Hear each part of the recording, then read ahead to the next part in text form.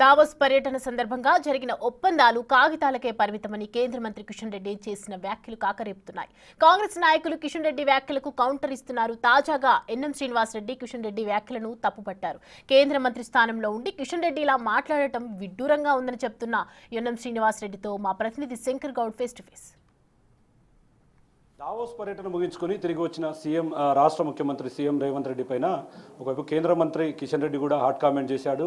ఇక్కడ ఉన్నటువంటి స్థానికులు తిరిగి అక్కడికి వెళ్ళారు. అక్కడికి వెళ్ళి వారితో పెట్టుబడుల విషయంలో మాట్లాడాల్సినటువంటి అవసరం ఏముంది, ఇదంతా కాగితాల వరకే పరిమితం అవుతుందంటూ కూడా ఆయన హాట్ కామెంట్ చేశాడు. ప్రస్తుతం మనతో మహబూబ్ నగర్ ఎమ్మెల్యే ఎన్ఎం శ్రీనివాస్ రెడ్డి ఉన్నారు, ఆయనతో మాట్లాడదాం. సార్, కిషన్ రెడ్డి వ్యాఖ్యలను ఎట్లా చూస్తారు సార్? ఆయనేమో ఇక్కడున్న స్థానికులనే అక్కడికి పంపించారు, ఇక్కడున్న స్థానికులతో హైదరాబాద్లో మాట్లాడొచ్చు కదా, దావోస్లోకి వెళ్లాల్సినటువంటి అవసరం ఏంటంటూ కూడా ఆయన విమర్శలు చేస్తున్నారు. దాని మీద మీరు ఏం సమాధానం చెప్తారు సార్? కిషన్ రెడ్డి గారు ఒక కేంద్ర మంత్రి స్థానంలో ఉన్నారు. వారు ఇలా మాట్లాడడం చాలా విడ్డూరంగా ఉంది. అంటే వారు కూడా దీని రాజకీయ కోణంలో చూస్తున్నారు తప్ప దీని వెనక ఉన్న లాభము, తెలంగాణ రాష్ట్రానికి వచ్చే లాభం గురించి వాళ్ళకు పట్టిలేదు. ఈరోజు ఏదైతే కంపెనీ పేరు వారు చెప్తా ఉన్నారో ఆ కంపెనీ 17 దేశాలలో కాంట్రాక్టులు చేస్తూ ఉంది. 3-4 కాంటినెంట్స్లో అంటే ఖండాలలో వాళ్ళ వ్యాపారాలు విస్తరించున్నాయి. అది ఒక మల్టీనేషనల్ కంపెనీ అయ్యింది.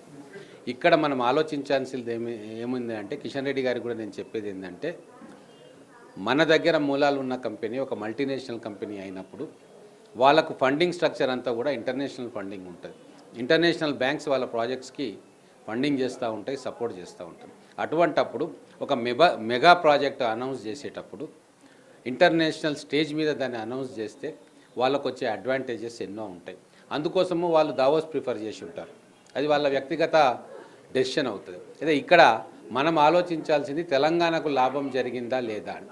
కేటీఆర్ అంటాడు ఛాయ్ తాగుకుంటూ డీల్ చేసుకోవచ్చు, దావోస్కి ఎందుకు పోయినరు అని. మరి కిషన్ రెడ్డి గారు కూడా అదే భాషలో మాట్లాడుతూ ఉన్నారు. అంటే వీళ్ళకు అవగాహన ఏమాత్రం కూడా లేదు ఇంటర్నేషనల్ బిజినెస్ మీద, మల్టీనేషనల్ కంపెనీస్ ఆపరేషన్స్ మీద వీళ్ళకి ఏమాత్రం అవగాహన ఉందా లేదా అని చెప్పి నాకు అర్థమవుతా ఉంది. ఒకవేళ ఉన్నా కేవలం రాజకీయ కోణంలో వీళ్ళు ఆలోచిస్తున్నట్టున్నారు. ఈరోజు తెలంగాణ అనేది దావోస్లో 1,78,000 కోట్ల రూపాయలు ఈరోజు పెట్టుబడి రూపంలో తెలంగాణ ఆకర్షిస్తుంది అంటే మొత్తం ప్రపంచంలో ఉన్న మల్టీనేషనల్ కంపెనీస్, కార్పొరేట్ దిగ్గజ సంస్థలంతా వారి చూపు తెలంగాణ మీద ఉంటుంది. ఎందుకు ఈ కంపెనీలన్నీ తెలంగాణలో పెట్టుబడులు పెడతా ఉన్నాయి, ఏముంది తెలంగాణలో అని చెప్పి వాళ్ళకు ఇంట్రెస్ట్ రేజ్ అవుతుంది. అటువంటి ఇంట్రెస్ట్ రేజ్ కావడానికే కదా మనం అడ్వర్టైజ్మెంట్ చేస్తాము, దావోస్ పోతాము, లండన్ పోతాము, ఇన్వెస్టర్స్ మీట్ పెట్టుకుంటాం.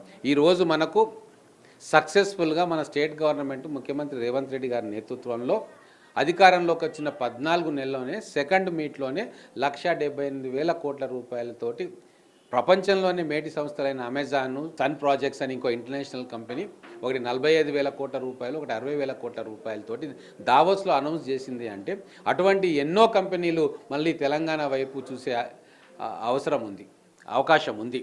కాబట్టి ఈరోజు మనం థ్యాంక్స్ చెప్పుకోవాలి ఆ కంపెనీకి. ఏదైతే మెగా ఇన్ఫ్రాస్ట్రక్చర్ కంపెనీ ఏదైతే ఉందో, ఇక్కడ అవకాశం ఉన్నా కూడా దావోస్ వేదిక మీద చేసిండ్రు అంటే వారిని చూసి చాలా ఇండియన్ కంపెనీస్ కూడా we are missing out in Telangana అని చెప్పి ఆలోచనతో తెలంగాణకు వచ్చే అవకాశం ఉంది. గోడ మీద పిల్లిలాగా ఏ స్టేట్కి వెళ్దాం, ఏ స్టేట్లో ఇన్వెస్ట్మెంట్ చేద్దామని చెప్పి డెవలప్మెంట్తో ఉన్న కంపెనీలు అన్నిటికీ కూడా ఓ ఇంటర్నేషనల్ స్టేజ్ మీద మెగా కంపెనీ ఒకటి తెలంగాణకు వస్తుంది, 15,000 కోట్ల రూపాయల పెట్టుబడి పెడుతుంది అంటే వారందరూ కూడా పెట్టుబడి పెట్టే అవకాశం ఎక్కువ ఉంటుంది. ఇవన్నీ కూడా ఎకనామిక్ సెన్స్ ఉన్న నాయకులకు అర్థమవుతుంది. అందుకే రేవంత్ రెడ్డి గారు ప్రాక్టికల్గా ఆలోచించే మనిషి కాబట్టి, నిజాయితీగా మన రాష్ట్రానికి ఇండస్ట్రీస్ రావాలని కోరుకునే వ్యక్తి కాబట్టి నిరంతరాయం శ్రమిస్తూ వారు దావోస్ వేదికగా ఈరోజు ఒక మెగా ఈవెంట్ను సక్సెస్ఫుల్గా కంప్లీట్ చేసుకొని 14 నెలల కాలంలో 2 లక్షల రూపాయల ఇన్వెస్ట్మెంట్స్ ఎంఓయూ చేసుకున్నారు. ఇది మామూలు విషయం కాదు. ఎన్నో పెద్ద రాష్ట్రాలు, ఎన్నో వసతున్న రాష్ట్రాలు, కేంద్ర ప్రభుత్వ సహాయ సహకారాలు దండిగా ఉన్న రాష్ట్రాలు కూడా ఈ మైల్ స్టోన్ రీచ్ కాలేకపోయినాయి. కానీ మన గౌరవ ముఖ్యమంత్రి గారు అధికారం చేపట్టిన 14 నెలల్లోనే ఇంతటి గొప్ప ఘనకార్యాన్ని సాధించినందుకు తెలంగాణ వాసిగా, ఒక భారతీయుడిగా మన అందరం కూడా గర్వపడాలి తప్ప గొంగల్లో ఎంటుకలు వేరినట్టుగా భూతద్దం పెట్టి చూసి లేనిదాన్ని ఉన్నదని చెప్పి, ఉన్నదాన్ని లేనిదని చెప్పి తెలంగాణ ప్రజలను మభ్యపెట్టే ప్రయత్నం చేయొద్దు. సరే, కేటీఆర్ కల్వకుట్ల అంటే వాళ్ళకు, కేటీఆర్కి అయితే కడుపులో మంటగా ఉంది, నేను చేయని పనిని రేవంత్ రెడ్డి గారు చేసి చూపించారు, నన్ను ఒక జీరోని చేశారు తెలంగాణ ప్రజల దృష్టిలో అని చెప్పి ఆయన కడుపుమంట ఉంటే ఉండొచ్చు. కానీ ఈరోజు మోడీ గారు ప్రపంచ దేశాల్లో చాలా గొప్పగా చేస్తున్నారు, ఇన్వెస్ట్మెంట్ చేస్తున్నారు, మా పాలసీయే భారతదేశం డెవలప్మెంట్ చేస్తాం అనుకునే బీజేపీ పార్టీలో కేంద్ర మంత్రిగా ఉన్న కిషన్ రెడ్డి గారు అంత కురచగా అంత చిన్నగా ఆలోచించడం వారికే భావ్యం కాదు. ఖచ్చితంగా రేవంత్ రెడ్డి గారు చేసిన పని చాలా అద్భుతమైన ఘనకార్యం. ప్రతి తెలంగాణ వ్యక్తి కూడా చాలా గర్వంగా ఫీల్ అవుతున్నాడు.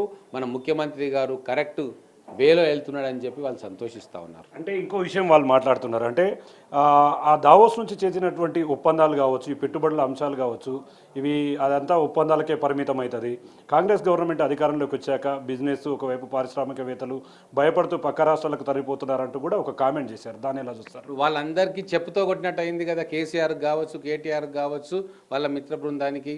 మేమే గొప్ప, మాకే వస్తుంది ఇంగ్లీషు, మాకే ఇంటర్నేషనల్ కనెక్షన్స్ ఉన్నాయి, మేమే ఇన్వెస్ట్మెంట్ చేస్తాము, రేవంత్ రెడ్డికి ఏం తెలుసు అని చెప్పి పెగిలిన నోళ్ళు ఈరోజు మూతపడ్డట్టే కదా.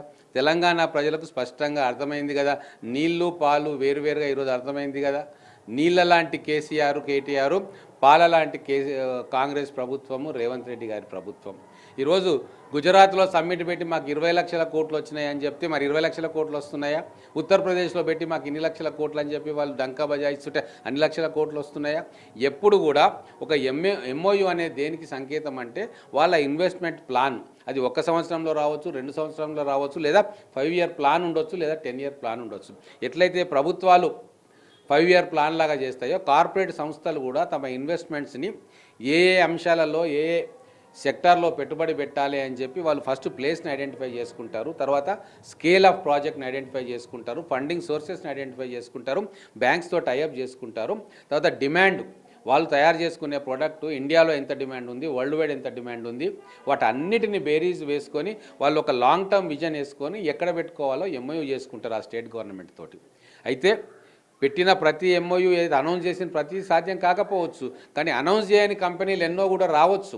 ఇదంతా కూడా మనము కల్పించే అట్మాస్ఫియర్ మీద, ఫ్రెండ్లీ అట్మాస్ఫియర్ మీద, మన అధికారులు పనిచేసే తీరు మీద, మన పొలిటికల్ లీడర్షిప్ వాళ్ళ విజన్ మీద ఆధారపడి ఉంటుంది.